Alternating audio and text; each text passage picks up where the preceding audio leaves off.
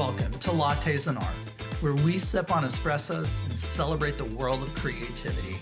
I'm your host, James William Moore, and this episode is presented by J Squared Atelier. Today, we're talking about a Baroque rebel, a painter of divine drama and raw humanity, a man whose work, despite being centuries old, continues to stir souls across generations. And what better entry point than this? Pope Francis once said that he favors Caravaggio, not Michelangelo, not Raphael, but Caravaggio, the hot-headed, shadow-drenched, emotionally charged master of tenebrism. Why would a pope align himself with such a turbulent figure? That's what we're diving into on this episode. In 2013, just months after becoming pope, Francis was asked which artist moved him. He didn't hesitate. He said Caravaggio, specifically naming The Calling of St. Matthew. And if you've seen that painting, you can understand why. The moment Jesus enters the tavern and points at Matthew, who points back at himself, eyes wide in disbelief, it's not distant or polished. It's human. It's earthy.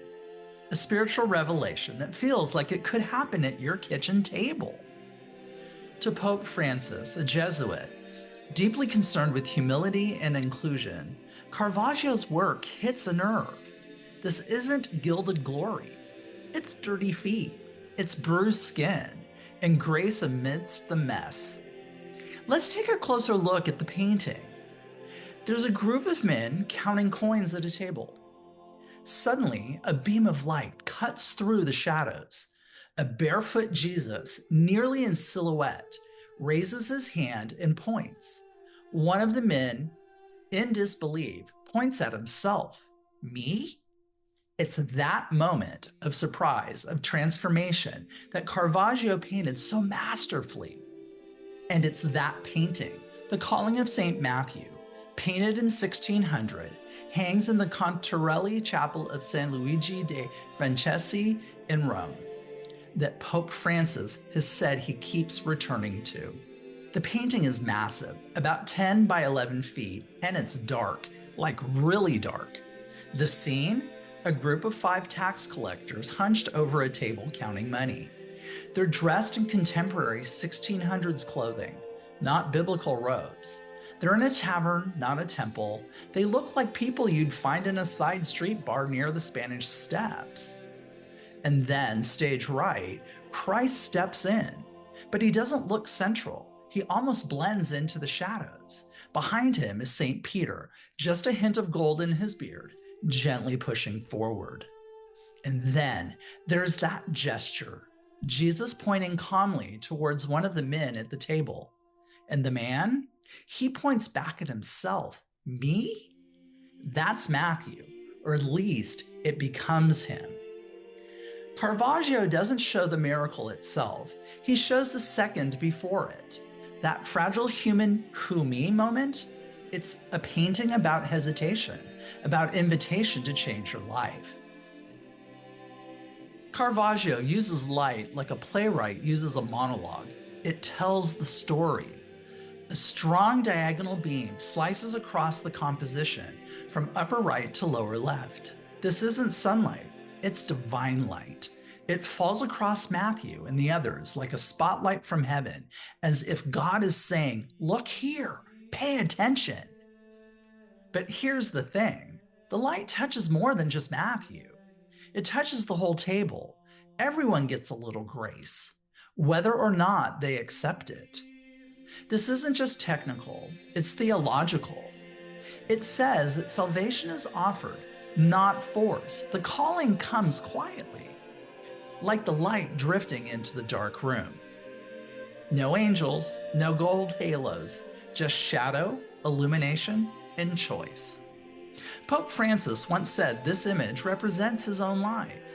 In fact, he said that every time he visits Rome, he tries to see it. The moment of Matthew pointing to himself, me, was for Francis a mirror of his own calling.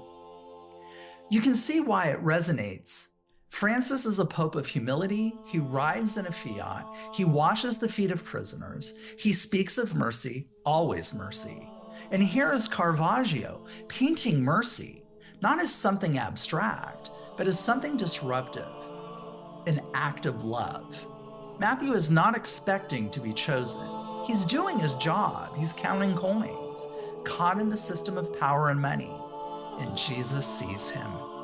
It's that gaze, that invitation, that soft insistence that still changes people today.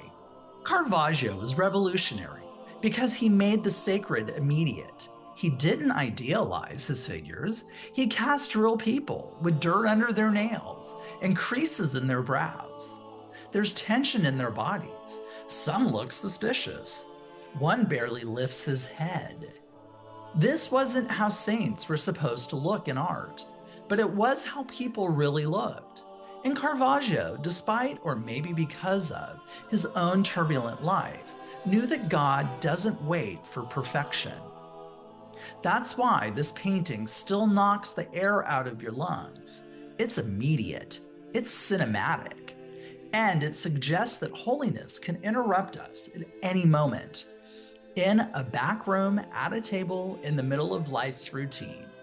We live in a world full of noise, full of curated perfection, filters, and surface level connections. But the calling of St. Matthew reminds us that the divine often arrives unannounced, quiet, but unmistakable. And more importantly, it asks, what would you do if someone pointed a finger at you out of nowhere and said, "Follow me"? Would you hesitate? Would you doubt? Or would you get up? Pope Francis sees himself in Matthew. Maybe we all do. That startled me isn't just a reaction, it's a threshold, a doorway between we are and who we might become. Caravaggio bursts onto the Roman art scene in the late 1500s with something totally new: truth. His subjects were saints, yes, but they looked like real people. Prostitutes modeled for virgins, street brawlers became martyrs. There was no idealization, no softening of the rough edges.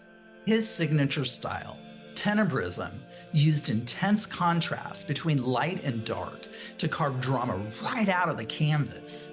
It wasn't just technique, it was a philosophy.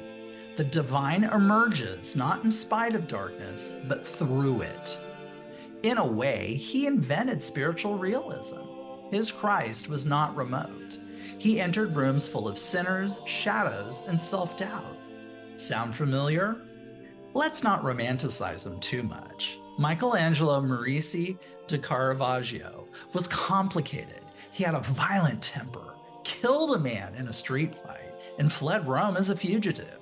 He lived like a sinner, but painted like someone desperate for redemption. And this duality is likely part of what attracts Pope Francis. In Caravaggio, he sees not just artistic genius, but a theology of mercy, of flawed humanity still worthy of grace. Think of the Incredulity of St. Thomas, a painting where Jesus guides Thomas's finger into his wound. There's no scolding, just invitation, empathy. It's radical, it's tender, and mirrors Francis's message that doubt and imperfection don't push us away from God. They pull us closer. The Incredulity of St. Thomas, painted around 1601 to 1602, captures a moment straight from the Gospel of John. It's that famous passage where Thomas says, "Unless I see the nail marks in his hands and put my finger where the nails were and put my hand into his side, I will not believe." And then Jesus appears and says, "Do it." Caravaggio doesn't paint the before or after. He paints the exact moment Thomas touches the wound. It's almost surgical. Thomas's brow is furrowed, his eyes squinting in disbelief, not because he doubts, but because he can't believe what he's feeling. His finger pushes into Christ's side, guided by Jesus' own hand. Two other disciples lean in, peering like curious scientists. No halos, no light from heaven, just three regular men crowding in around a resurrected body. It's clinical, it's earthy, it's unbelievably human. This is classic Caravaggio, deep shadow, tight framing, and that almost uncomfortable realism.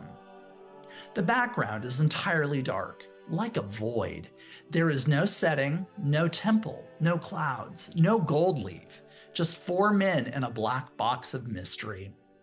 The light falls hard and direct from the left, carving the scene out of darkness. It catches the folds in the linen, the oily skin of aging hands, the gloss of the wound. And then there's Jesus, calm, patient. His expression is neutral, even a bit resigned, like he knew this was coming. He's not offended by Thomas's doubt. Instead, he invites it. He guides it.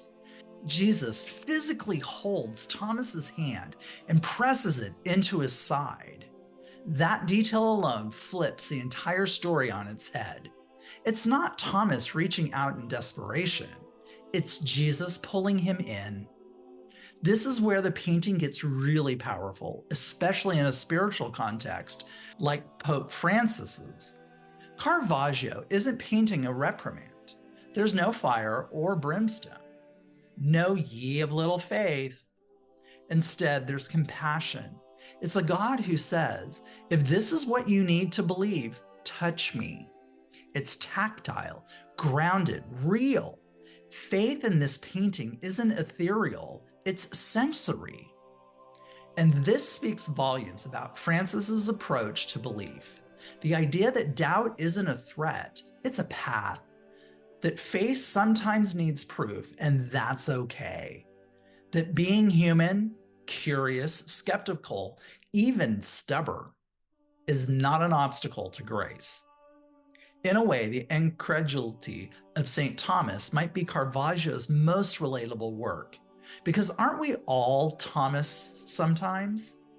We live in an age of misinformation, spiritual fatigue, and endless scrolling. We ask what's real, what's worth of belief, where is the proof? And Caravaggio doesn't answer with a sermon. He answers with a wound, a hand, a look. He invites us to lean in, to ask the hard questions, and to still be held. Caravaggio's influence didn't end with the Baroque. You see echoes of him in film noir, chiaroscuro photography, even Scorsese's use of light and morality. Modern painters too, from Francis Bacon to contemporary realist painters, owe a debt to Caravaggio's unapologetic human gaze. And in church corridors, you still see tourists gasping when they stumble upon his work because it feels real. Not just beautiful, it's true. So when Pope Francis favored Caravaggio, he wasn't just picking a style, he was aligning with a vision. That holiness isn't found in perfection, but in presence. That art can meet people where they are, flawed, fractured, and reaching for light. Caravaggio reminds us that art doesn't have to be polite to be sacred. Sometimes the divine shows up in the dark corners, in the questions, not just the answers. Thanks for joining me today. If you've never seen The Calling of St. Matthew or The Incredulity of St. Thomas, we've got you covered. You'll find links to high-quality images and a few extra resources right there in the show notes. So go take a look, zoom in on the light, the hands, the expressions, and see for yourself why Caravaggio still stops us in our tracks. Let that silver of light move you. Until next time, keep sipping on those espressos, keep seeing art in all of the corners of your world, and keep creating. This is James William Moore, and this has been Lattes Art, brought to you by J Squared Atelier.